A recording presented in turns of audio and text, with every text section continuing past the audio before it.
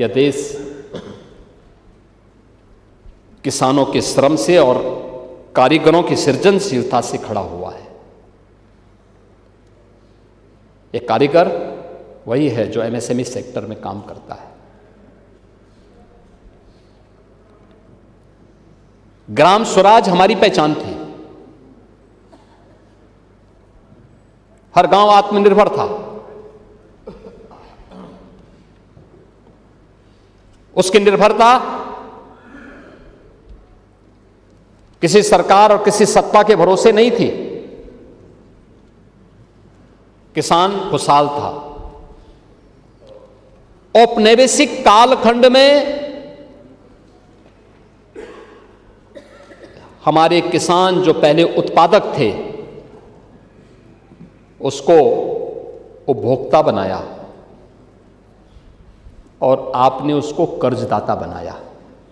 ये पाप कांग्रेस और सपा ने किया है कि अन्नदाता किसान को कर्जदाता बना दिया, अन्नदाता को कर्जदाता बना दिया।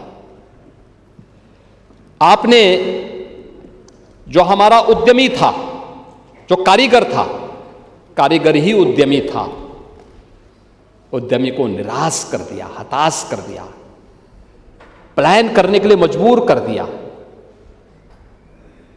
हमारा जो व्यापारी था, जो उत्तर से दक्षिण, पूरब से पश्चिम पूरे देश को जोड़ने का सेतु था, उसको भयभीत कर दिया।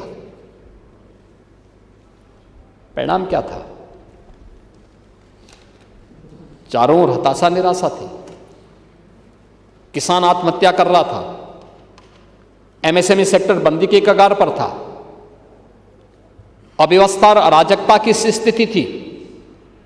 उत्तर प्रदेश के बारे में लोगों की धारणा खराब हो चुकी थी और पिछले 8-9 वर्षों के अंदर किसानों के बारे में जो कहा गया, जो किया गया, उत्तर प्रदेश आज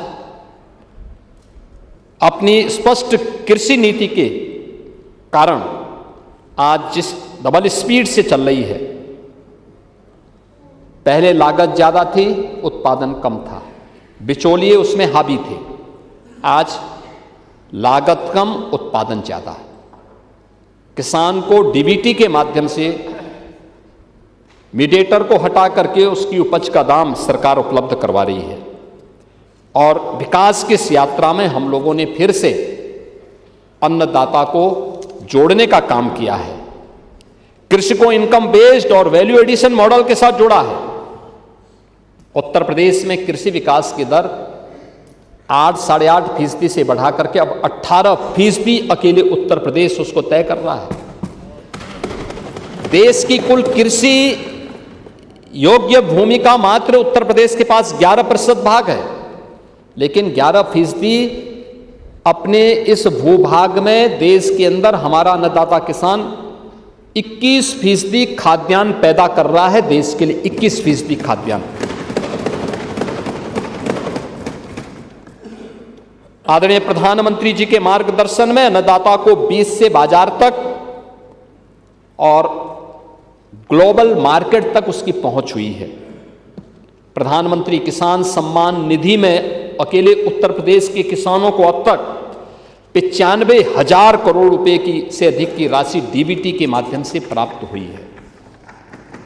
आज अन्नदाता किसानों को उन्नत बीजों, प्राकृतिक खेती, ड्रोन, जलवायु अनुकूल आधुनिक तकनीक सीधे उन्हीं की भाषा में उन्हें उपलब्ध करवाया जा रहा है। कृषि वैज्ञानिकों, स्टार्टअप्स और प्रगतिशील किसानों से व्यवहारिक प्रशिक्षण भी आज प्रदान किया जा रहा है। Drone dosing, FPOs, agri startups और फूड प्रोसेसिंग के माध्यम से फसलों को मूल्यवर्धन किया जा रहा है।